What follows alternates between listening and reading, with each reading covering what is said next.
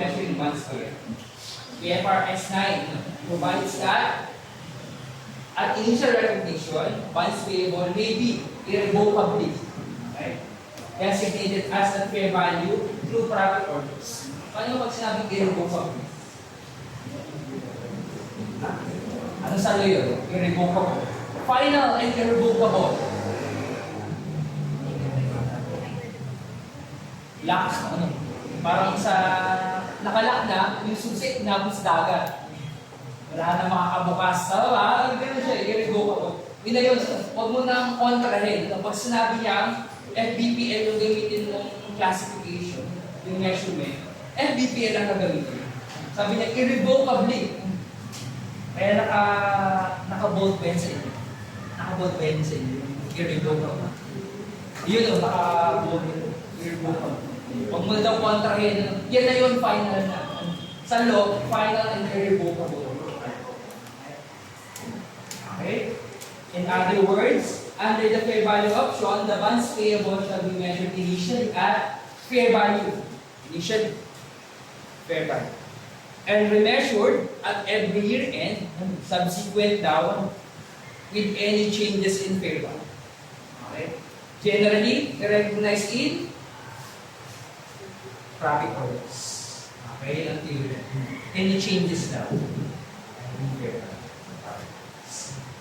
There is no amortization. Tama ba? Wala daw amortization. Of bond discount. Kaya wala kong makikita dapat sa entry na bond discount at saka bond premium na FBPL. Okay? Any transaction cost or bond issue cost should be expense free. Okay? As a matter of fact, interest expense is recognized using the nominal or statement. Itong table na ito is for comparison. Para mas makita mo siya. Okay? Illustration tayo. Mas madali ito. Tignan nyo mabuti. Kung January 1, an entity issued bonds payable with face amount of 5M. Para sa tayo. Okay? Pero 2024 lang sa inyo. Okay? At 12% stated interest rate for 5,380. Okay? Huwag mo tayo sa discount sa premium ha. Tuma tayo na siya. Okay? Kapag bonds payable pinag-usapan, yung 5 million, yun yung kanya face. Ibig sabihin, laging at 100. Kung ano yung nasa papel, yun yung kanyang face. Okay. Yun. Ano? Kaya face amount. Kung ano yung nakalagay dito. Yun. Ang nasa face ay 5 million. Okay? Ang fair value, ito face. Yung fair value, it's either more than or less than the 100%. More than the face amount. Dito, example, 5,380 ang fair value. Okay? The bonds are sold to yield 10%. Huwag niyo papakita, huwag niyo nang ano yun, pag FBPL, huwag niyo papansin yung 10%. Doon lang tayo sa 12%. Okay, yung stated rate daw ang ginagamit. Pag interest computation, pag FBP. Okay? Sige, interest is payable annually. Oh, ang ganda. Kasi hindi ito mahirap every year lang na provide. Okay? The entity paid bond issue cost of 100,000. I-recognize? Hindi. Ano? Siya ay expense. Okay? December 31, 2021, the fair value of the bonds payable is determined to be 5,300,000. Okay? Now, entry on the lino, cash bonds payable 5,380. Okay? Ba't cash yun? Ba't debit cash? Bakit debit cash yun? Ang entry.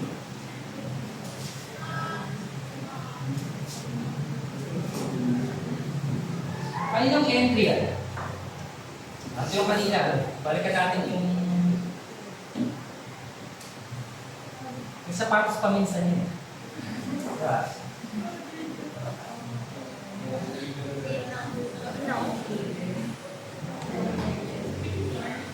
May sintas yan. Sure ako. Mayaman to eh. Okay? Okay. Ito ang issuer. Ito may pera siya. Okay? Mag-issue siya ng papel. In return, pera. Cash yan. Circle lang. Iabot niya. So, sino mag-i-enter dito? Yung issue. Okay? Yung entity na nag-issue nung papel. In return, may pera siya. Kaya siya nag-entry ng cash. Okay? At is in future time, babayaran niya yun. Utang niya. Ano yun? Yung bonds fee. Okay? Okay? Yan. Nakatanggap siya. Okay? Ito pinag-uusapan natin na point. Point of view na umuutang ang pinag-uusapan natin. Kasi dito, kung ito yung liability, AR, intertakwan yun, pinag-uusapan natin. Okay? Wala to. Hindi ito ang pinag-uusapan. Kailangan lang natin alam kung sinong code. Okay? Kasi ito, AR ang makukuha niya. Meron siyang accounts receivable. Ito yung bonds. Bond receivable. Ito, bonds pay. Kaya nandito tayo yung taktutan. So, ang mga entry natin ay lahat ng umutang.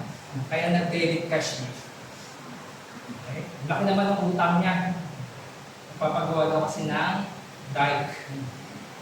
Okay? So, gagamitin daw for flood control. Okay? Yung transaction cost. Kaya kung expense immediately, debit transaction cost. Cash.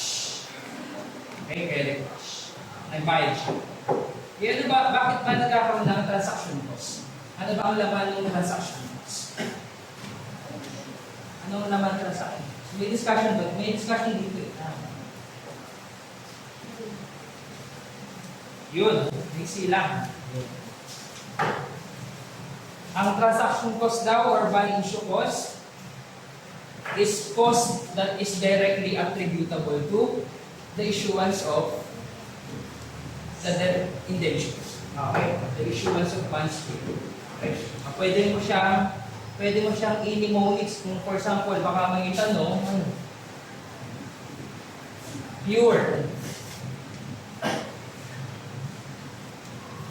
Okay? Yan ang laman ng transaction cost or BX. Okay? Bond issue cost. Okay? Bond issue cost. Pure or promotional. Promotional cost in relation to the issuance of the bonds. Okay? Pag ibang promotional cost to, pag hindi siya related sa issuance of the bonds, hindi siya kasama. Hindi siya i-record as part of the transaction. Okay? Natap. Under writer. Commission. Di ba mga underwriter? Mga bangko. Okay. Madalas, mga investment banks. Okay. Sila kasi nag-aayos, nag-aasikaso ng mga requirements for the bonds. Okay. Or, registration fees.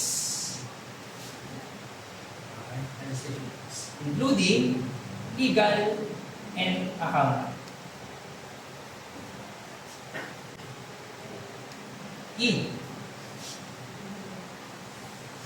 Engraving and printing. Pag pinrint na yung papel. Okay, yan. Yun naman ang transaction.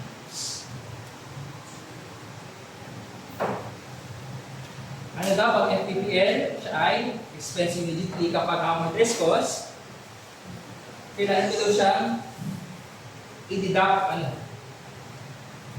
siya issue price ng bonds paid. Diniduct ba o diniduct? Okay, later may discussion pa ng bond issues. Pero ito muna. Okay. Entry, December 31, interest expense. Okay, credit, cash. Okay, 5 million times 12%. Kung napansin nyo, anong rate ang ginamit? 12%. Kasi yun ang stated rate or nominal.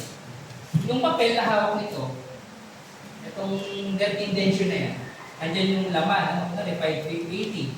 Nandyan din yung 12%. Yung effective interest rate, hindi mo dyan makikita. Bakit? Saan mo makikita yun? Kung ano yung rate at a certain year. Yung parang market rate niya. Okay, doon nag-base. Yun ang effective interest. Pero pag hindi given, kung ano nakalagay dito, yun yung susunod. Sa labas. Sa financial market world. Okay? Yun yun, yung effective interest. Ito, nandito yun sa papel, yung stated. Kaya nga stated yung pangalan. Kung ano yung naka-state sa papel. Okay? Okay? December 31, magre-record na tumaas daw. Tumaas ba? Bumaba. Ano? From 5,380,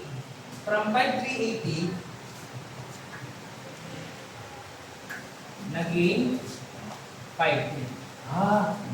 Nung dati kong utang na 5,380, 5,300 na lang ngayon. Okay? May 80 ako na gain. Okay? Ibig sabihin na bawasan. Ano yung una kong entry? Di ba cash bonds pair? 5,380, 5,380. Bakit nyo lang entry? Pagdating ng December 31, hindi na 5,380. So kailangan, bawasan ko itong bonds pair na magkano? Na 80. Any increase or decrease, kung ito ay gain, credit, gain. Gain on changes in fair value. Changes, tayo rin na on fair value. Gain on changes in fair value. Gain. Okay, saan daw tayo record yung gain? Here. Profit or loss. Okay. Income statement. Other income. Okay, sa other income ito. Okay. Madali ba? Madali, no? Madali. Okay. Mag-example tayo. Okay.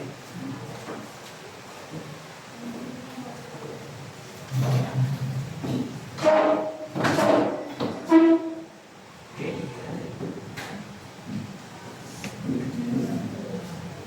Ako muna. Tapos kayo. Okay.